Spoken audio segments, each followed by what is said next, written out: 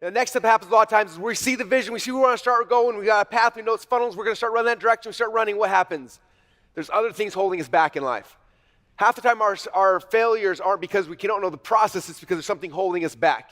So next step of the process we're talking about is figuring out what are those things you're holding back and how to break them so you can start moving forward. And so to do that, I'm going to have Mike and AJ come up, and they're going to talk about their things, the things they had to break from. And I want to share this with you guys because everyone's got something. Yours is going to be different than mine. Everyone's is different. But when you break from those chains, it gets really, really easy to run forward. So that says, put our hands together for Mike and AJ. Oh, yeah.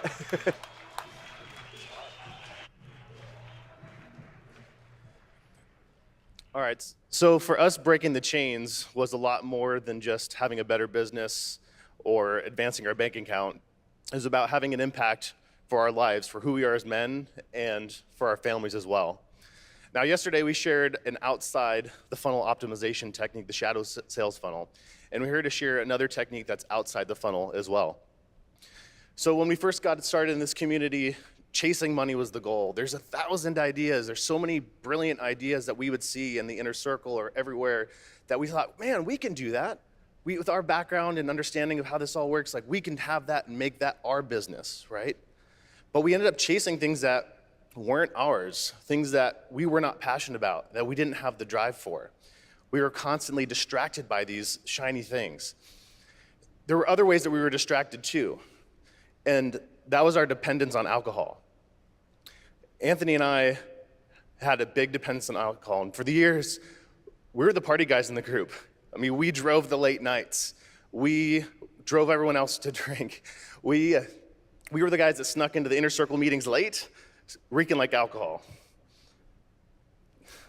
And this is a picture from one of our failed attempts of chasing those ideas, right? And the thing is that there were lots of false starts for us. And when things got hard, it was so difficult for us to drive through because the passion and that energy was lacking. It was just very tough. And so on one of those failed attempts, we started to ask ourselves this question. It's like, who do I need to become to achieve the results that we're expecting?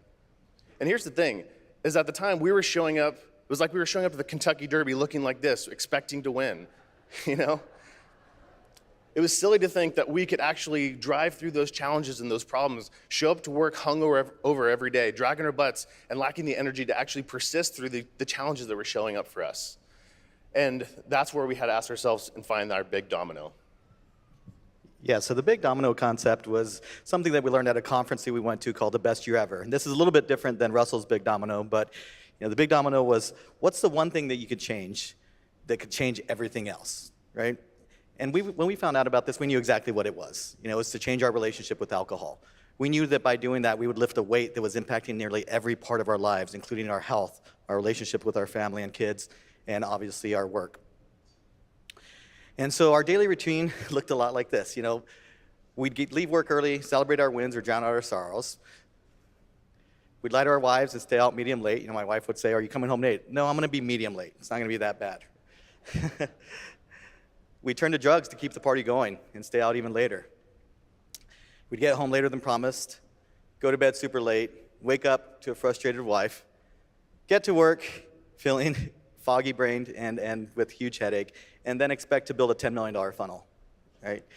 And so this is a loop that we were stuck in day after day after day. And we knew something would have to change. There was a specific night I remember. I'd stayed out late. I told my wife I'd be home by 8. 8 came and went. It was about 10:30, I realized how late it had gotten. I called her and I said, I made a really good connection at the networking event I was at, and I needed to stay out even later. And while she knew that was a lie, and I was probably just hanging out with my friends, she said, do what you need to do. And so I did. I stayed out later. I got home at 1:30 and thought, I need to be up in a couple hours. I should probably have a nightcap. So I had another drink. Didn't get in bed till 3 o'clock in the morning. Woke up at 6 in the morning, feeling horrible, as you'd expect. Eyes groggy, foggy brain. I see my wife walk by, try to say hi to her, and of course I get the cold shoulder, along with that look that you don't want to get from your wife, right? Tried talking to my kids, and they're kind of, being short with me as well. So on my way to work, I'd remembered a joke that I heard that said, you can't get a hangover if you never stop drinking. And I decided I was going to put that to the test. So I ended up driving myself to the bar at 7 in the morning. And for some reason, I knew this bar opened that early. Don't ask me how. But I ended up ordering a couple of Jaeger bombs because I figured I need some Red Bull, I need some energy.